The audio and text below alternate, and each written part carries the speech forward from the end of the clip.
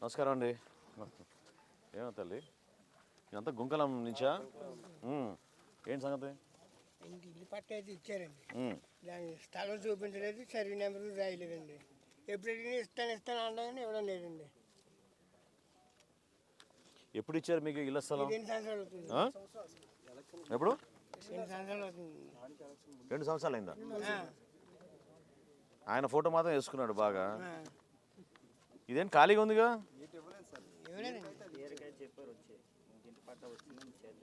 మొత్తం వెళ్ళి ప్లేస్ చూసాం స్వామి.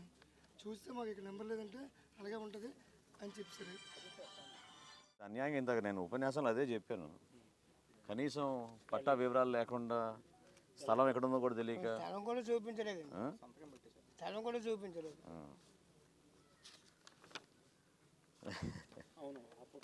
ఏమంటాను మరి దాని తర్వాత? మీరు ఏదో న్యాయం కూరుస్తారని మేము వచ్చాను. జవాబుదారంగా ఉన్నారు కదా దాంట్లో.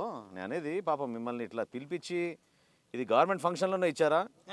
మరి ఎవరు ఈ తహసీల్దారి సంతకం చేసింది? ఇంత మోసం ఏంటి? పేషెంట్ ఇచ్చేది మేము తీసుకోనండి.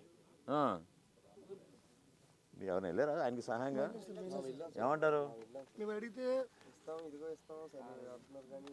వాలంటీర్ అడిగితే రెస్పాన్స్ అవ్వట్లేదు సార్. మేము పేషెంట్ అడిగితే చూడట్లేదండి సార్. యాక్చువల్లీ ఆ రోజు తీసుకొచ్చిన రోజు కాల్ చేశారు సార్. ఏది తీసుకొచ్చాం సార్ వస్తున్నాను కదా మన ఆపేశారు ఆయన్ని? వచ్చారు, వచ్చేసాను సార్. కాల్ చేశారు, మీరు ఏం పని మీద వెళ్ళారు, మీకు ఇస్తాం కదా మేము. 2 సంవత్సరాల బట్టి లేని కాల్ ఆ రోజు మనం వెళ్ళామని చేశారు సార్. ఎవరు వాలంటీర్ చేశారా ఫోన్? వాలంటీర్ చేశారు అండ్ సర్పంచ్ వాళ్ళ కొడుకు చేశారు. అసలు ఏం నంబర్ లేక ఏం లేక తహసీల్దార్ది కూడా సంతకం ఏంది? తహసీల్దార్దా కాదా? అక్కడే ఇచ్చారా గుంకలంలోనే? మీ పట్ల అండ్ ఈ అబ్బాయిది మన పార్టీ తరఫు వీళ్ళ అబ్బాయి కుర్రోడు మన జనసేన తరఫున తిరుగుతున్నాడు సార్. తిరుగుతున్నాడు అంటే ఇతనికి సైకిల్ ఉండేది, సైకిల్ పోయిందని మళ్ళీ వెళ్ళారు. వెళ్తే కలెక్టర్ గారు సర్పంచ్ సంతకం కావాలని సర్పంచ్ గారు ఈరోజు జనసేన తరఫున తిరుగుతాను కదా ఇటు తీసుకోండి అంతే నిర్మాణం లేక చెప్పారు సార్. అతను ఉండేది ఎక్కడ? మీరు ఉండేది ఎక్కడ? ఉన్నా సరే బండి 2 సంవత్సరాలు అవుతుందండి. లేదండి 2 సంవత్సరాలు లేదంటే మొన్న అడిగితే స్వామి వస్తారట ఇంటింటికి. వచ్చిన తర్వాత బండి తెచ్చి ఇస్తారట. వచ్చిందంట నా బండి అసలు రాలేదండి. ఏదో నియోజకవర్గానికి 15-16 వచ్చినాయని చెప్పారు. మళ్ళీ తర్వాత సార్ ఈయన అక్కడ హై స్కూల్ కూడా అమ్ముకుంటున్నారు సార్. అమ్ముకుంటే ఈయన అక్కడ హై స్కూల్ దగ్గర సర్పంచ్ గారు చెప్పించి అమ్మనివ్వట్లేదు సార్. ఈయన మన స్కూల్ దగ్గర పార్టీ పరికి వీళ్ళ అబ్బాయి తిరుగుతున్నాడు అన్ని బ్యాడ్గా చెప్తున్నారు అని చెప్పేసి ఈయన అక్కడ అమ్మనివ్వద్దు అని చెప్పేసి చెప్తున్నారు సార్. టార్గెట్ చేసి మాధవి గారు ఎక్కడ కష్టపడగలరు సార్. పళ్ళు గట్ట అమ్ముకుంటారు సార్ స్కూల్ దగ్గర.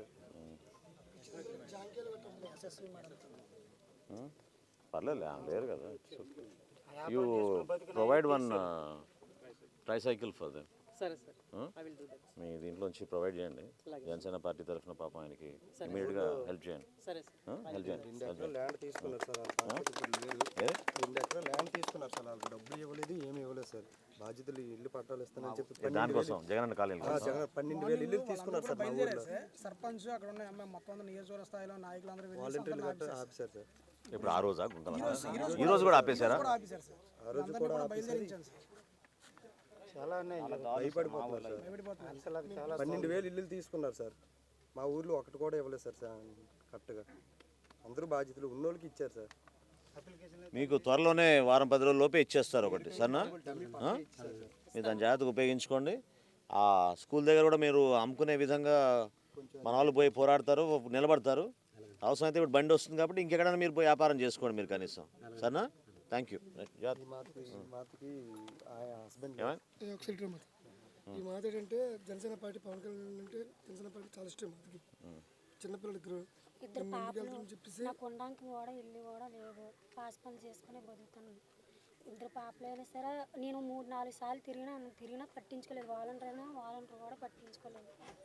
2 పాపలతో అలాగే పాస్ పని చేసుకుని పెన్షన్ ఇవ్వడం లేదా? లేరండి మా ఆయన. అది పెన్షన్ ఏం లేదా?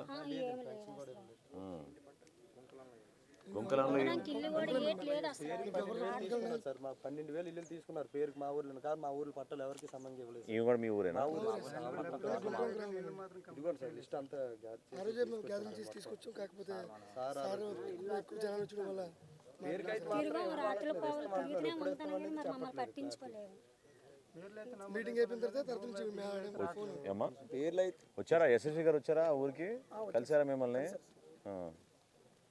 సో చేద్దాం, ముందు నేను వివరాలు తీసుకుంటా ఎస్ఎస్వి గారి దగ్గర. ముందు ఈ అబ్బాయికి పాపం మేడం ఏర్పాటు చేస్తారు. ఎస్ఎస్వి గారి ద్వారా ఒకరోజు ప్రోగ్రామ్ చేసి హెల్ప్ చేయండి. రెస్పాండ్ అవుతున్నారు మేడం గారు కూడా బాగా. చేయండి పాపం అబ్బాయికి చేయండి ముందు. దీని గురించి మీరు కొంచెం రాజకీయ నాయకులకు వచ్చేసారు 3 ఇల్లు ఉన్న వాళ్ళకి ఇల్లులు వచ్చేసారు సార్. లేని వాళ్ళకి ఏమి ఇల్లు లేదు. ఇవిడికి ఇల్లు లేదు, కంప్లైంట్ ఉంటుంది. అయినా సరే రెస్పాన్స్ అవ్వలేదు. గట్టి అడిగితే వార్నింగ్ ఇస్తున్నారు. ఎందుకు వార్నింగ్? ఎందుకు దేనికి వార్నింగ్?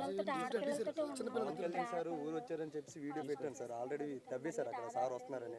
ఆ వీడియో నేను చేశానని చెప్పి సార్ ముందుగా నుంచి ఉంది, మీరు చూసారు ఏంటని చెప్పేసి మా మీద ఫోన్ కాల్ చేసి వాలంటీర్లు చెప్పేసి బెదిరించేసి మమ్మల్ని నిలగలగంట. ముందు రోజు ఈ స్వామి మేము వెళ్ళామండి అక్కడికి, చూసాం ఏంటని చెప్పి. ముందు రోజు తర్వాత రోజు సార్ ఎప్పుడైతే వస్తున్నారో ఆ ముందు రోజు అక్కడ తవ్వేశారు.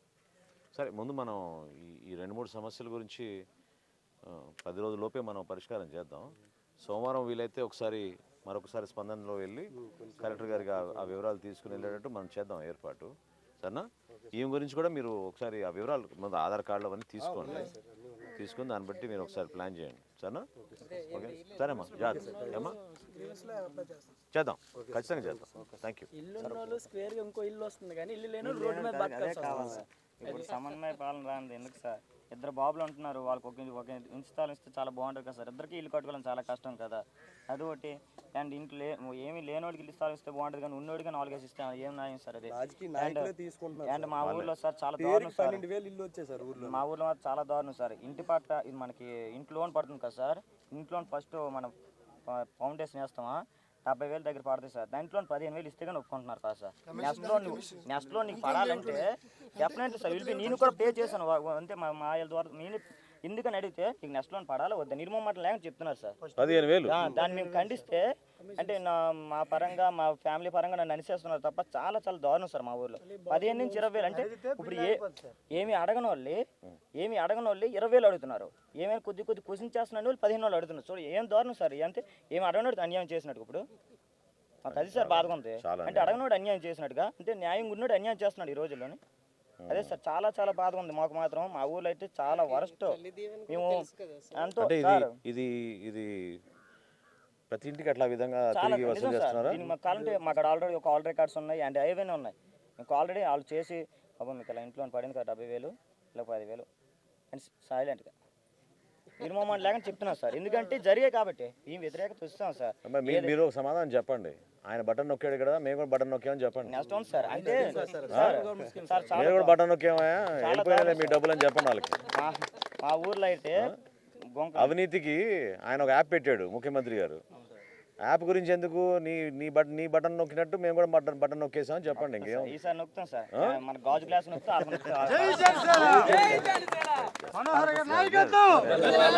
అట్లా కాదు, మీరు మన అందరం ముందు అసలు యునైటెడ్గా నిలబడాలి, సంఘటితంగా ఉండాలి.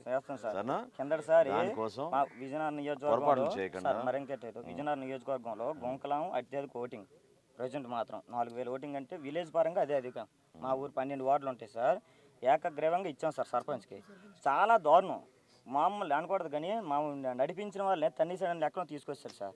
నిర్మూలన లేదని చెప్తున్నాం. ఏదేమైనా జనసేనలోనే మా జీవితం. నిర్మూలన లేకని చెప్తున్నాం సార్. మా సొంత పెదనాన్న వైసీ ఎంపీ అయినా మీ నిర్మూలన లేదని చెప్తున్నాం. ఎందుకంటే న్యాయం లేని చోట మేము ఉండలేము. ఎవరు న్యాయం చేతోటే నిర్మూలన చాలా దారుణం సార్. ఎందుకంటే 10 సెంట్ల భూమి కొనుక్కొని మ్యూటేషన్కి వెళ్ళాలంటే ఆ 10 సెంట్లకి మనం ముందు అడిగి 20,000 రూపాయలు ఇచ్చేవలసింది. నువ్వు రిజిస్ట్రేషన్ అయిపోయిన తర్వాత మళ్ళీ రిజిస్ట్రేషన్ అయిపోతే 20,000 ఇచ్చేవలసింది. ఎకరానికి అయితే 50,000 ఫిక్స్డ్ అండి సార్. బయట చెప్పేస్తా డైరెక్ట్ గాను, ఇదిగోండి మీ ద్వారా డబ్బులు మాకు వద్దు, మాకు ఫలానా వ్యక్తి ఉన్నాడు, ఆ వ్యక్తికి మీరు డబ్బులు పంపించండి. 10 సెంట్ల నుంచి 1/2 ఎకరం లోపు అయితే 10,000, 15,000, 20,000. ఎకరం అయితే 50,000 ఫిక్స్డ్గా మనం ఇచ్చేవలసిందే సచివాలయంలో. ఆల్రెడీ చాలా ఇబ్బందులు పెడుతున్నారు లేనిపోయింది. ఎందుకు ఫైట్ చేద్దాం లేండి. ఇబ్బంది పడ్డాం రెడీగా ఉన్నాం. డోంట్ వరీ బాబు. జాగ్రత్త అమ్మా మీ అందరు. Thank you. నీ పేరు? కాంగ్రెస్ సార్. థ్యాంక్ యూ స్వామి. వెళ్దామా, మళ్ళీ కలుద్దాం సరేనా. ముందు అబ్బాయికి మనం చూసుకుందాం, ఆమె గురించి కూడా మనం కాగితాలు అవి తీసుకుని ఒకసారి మనం నిలబడదాం. ఓకేనా?